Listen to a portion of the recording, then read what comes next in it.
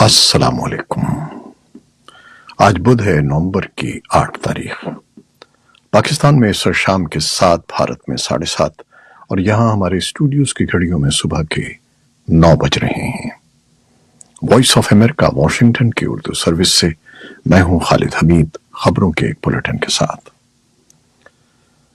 اسرائیل نے دعویٰ کیا ہے کہ اس کی فوج غزہ سٹی کے مرکز میں موجود ہے، جہاں حماس کے زیر زمین ٹھکانوں کو نشانہ بنایا جا رہا ہے، جبکہ حماس نے اسرائیلی فورسز کو بڑے پیمانے پر نقصان پہنچانے کا دعویٰ کیا ہے۔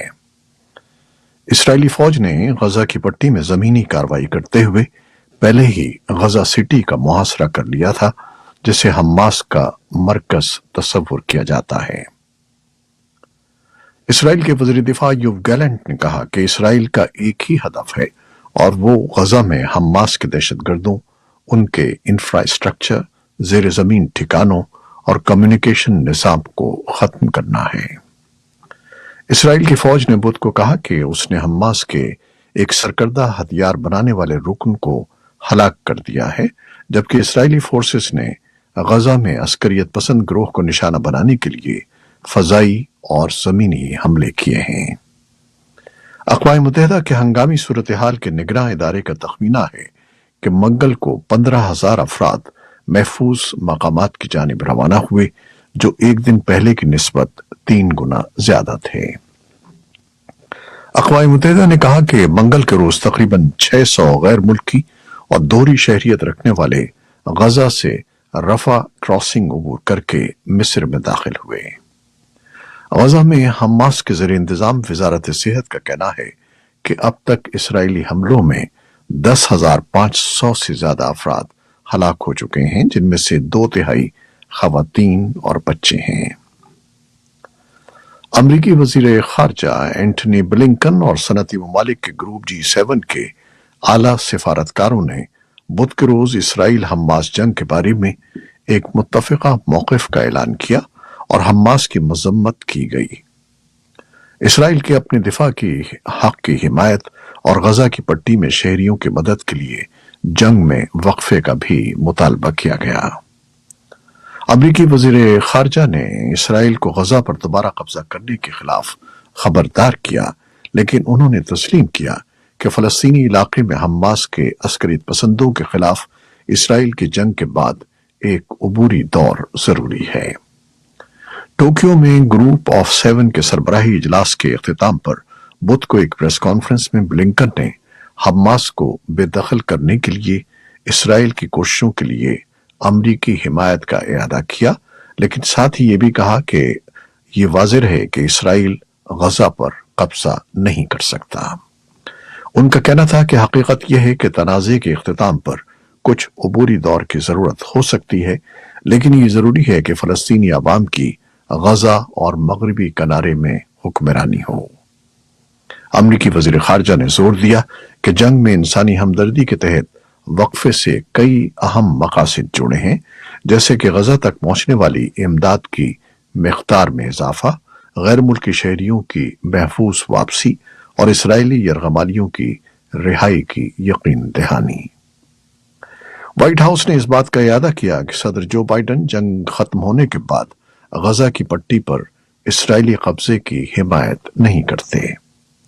منگل کو ABC نیوز کے ساتھ ایک انٹرویو میں اسرائیلی وزیر اعظم بنیامن نیتن یاہو نے تجویز پیش کی تھی کہ تنازع ختم ہونے کے بعد ان کا ملک غیر معینہ مدت کے لیے غزہ میں سیکیورٹی کردار ادا کرے گا۔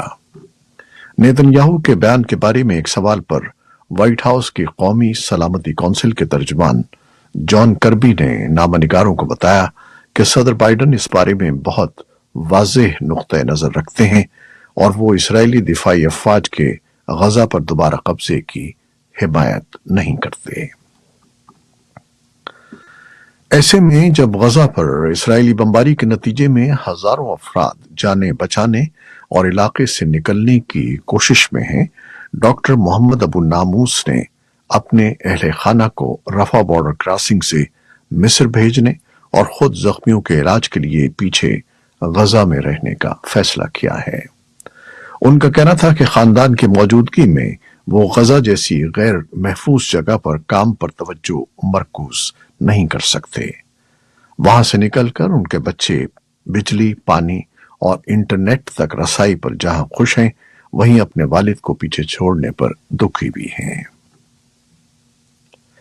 شام میں دولت اسلامیہ یا داعش کے اس سال کے مہلک ترین حملوں میں سے ایک میں کم از کم 30 سیکیورٹی اہلکار اور فوجی ہلاک ہو گئے ہیں اور متعدد زخمی ہوئے ہیں۔ برطانیہ میں قائم شام کے انسانی حقوق کے نگراں ادارے نے کہا ہے کہ بدھ کی صبح داعش کی جانب سے چیک پوائنٹس اور فوجی ٹھکانوں پر بیک وقت کیے گئے حملوں میں 30 افراد ہلاک ہوئے، جن میں سے 4 فوجی اور 26 نیشنل ڈیفنس فورسز کے اہلکار تھے۔ امریکی دفاعی عہدیداروں کا کہنا ہے کہ عراق اور شام میں امریکی افواج گزشتہ 2 روز کے دوران کم از کم 5 بار حملوں کی زد میں آئی ہیں۔ تازہ ترین راکٹ حملے میں شام میں ایک تنصیب کو نشانہ بنایا گیا، تاہم نہ تو امریکی افواج اور نہ ہی اڈے کے بنیادی ڈھانچے کو کوئی نقصان پہنچا ہے۔ امریکی ایوان نمائندگان نے اسرائیل اور حماس جنگ کے بارے میں بیانات پر ریاست مشیگن سے ڈیموکریٹک رکن رشیدہ تلیب کی مذمت کے لیے ووٹنگ کی اور غیر معمولی سرزنش کی منظوری دی۔ رشیدہ کانگریس میں واحد فلسطینی نژاد امریکی رکن ہیں۔ اس اقدام کے لیے چند ڈیموکریٹس نے بھی ریپبلکنز کے ساتھ ووٹ دیا، جس کے باعث رشیدہ تلیب کی سرزنش کے لیے درکار 234 ووٹ ممکن ہوئے۔ یہ سزا ایوان سے اخراج سے ایک قدم نیچے ہے۔ رشیدہ تلیب نے اپنے موقف کا دفاع کرتے ہوئے کہا کہ وہ خاموش نہیں رہیں گی اور اپنے الفاظ کو مسخ نہیں ہونے دیں گی۔ انہوں نے مزید کہا کہ یہودی ریاست پر ان کی تنقید کا رخ ہمیشہ اس کی حکومت اور وزیر اعظم بنیامن نیتن یاہو کی قیادت کی طرف رہا ہے۔ سپریم کورٹ آف پاکستان نے سابق چیف جسٹس ثاقب نثار کے دور میں انسانی حقوق سے متعلق کیسز کی ان چیمبر سماعت کو غیر قانونی قرار دے دیا ہے۔ وائس آف امریکہ کے نمائندے عاصم علی رانا کے مطابق سپریم کورٹ نے بدھ کو ایک نجی housing company top city housing society کے مالک کنور معیز خان کی درخواست پر سابق D G I S I lieutenant general retired Faiz Ahmed کے خلاف کیس کی سماعت کے دوران یہ حکم جاری کیا۔ سماعت کے دوران چیف جسٹس نے ریمارکس دیے کہ ان چیمبر کسی بھی کیس کو سماعت کے لیے فکس کیا جا سکتا ہے، تاہم کوئی حکم نامہ جاری نہیں کر سکتے۔ چیف جسٹس قاضی فائز عیسیٰ کی سربراہی میں 3 رکنی بینچ نے کنور معیز خان کی طرف سے سابق آئی ایس آئی سربراہ کے خلاف درخواست نمٹاتے ہوئے انہیں دیگر فورم سے رجوع کرنے کی ہدایت کی۔ عدالت نے کہا کہ کنور معیز سول عدالت میں مقدمہ دائر کریں اور پھر وزارت دفاع میں سابق آئی ایس آئی سربراہ کے خلاف درخواست دیں۔ ٹاپ سٹی ہاؤسنگ سوسائٹی کے مالک نے سپریم کورٹ انسانی حقوق سیل کو درخواست دی تھی کہ سن 2017 میں سابق آئی ایس آئی سربراہ کے حکم پر انہیں اغوا کر کے 5 دن تک حبس بے جا میں رکھا گیا اور ان سے دستخط کرائے گئے۔ کنور معیز کے خلاف سن 2018 میں زاہدہ جاوید اسلم نامی خاتون نے درخواست دی تھی، جو اس وقت کے چیف جسٹس ثاقب نثار نے ان چیمبر سنی اور 2 سماعتوں کے بعد معاملہ نمٹا دیا گیا تھا۔ داعش نے افغان دارالحکومت کابل میں گزشتہ روز ہونے والے بس دھماکے کی ذمہ داری قبول کر لی ہے، جس میں کم از کم 7 افراد ہلاک اور 20 زخمی ہو گئے تھے۔ سنی عسکریت پسند گروہ نے کہا کہ اس کے ارکان نے شیعہ مسلمانوں کو لے جانے والی بس میں دھماکہ کیا۔ یہ دھماکہ کئی ہفتوں میں اس علاقے میں ہونے والا دوسرا حملہ تھا۔ پولیس حکام نے تصدیق کرتے ہوئے کہا کہ یہ ہلاکت خیز بم دھماکہ مغربی دشتی برچی کے علاقے میں ہوا، جو افغان دارالحکومت میں شیعہ اکثریتی علاقہ ہے۔ افغانستان میں انسانی حقوق کے لیے اقوام متحدہ کے خصوصی نمائندے نے بم دھماکے کی مذمت کرتے ہوئے کہا کہ یہ ہزارہ برادری کے افراد کے خلاف 1 ماہ سے بھی کم عرصے میں تیسرا حملہ ہے۔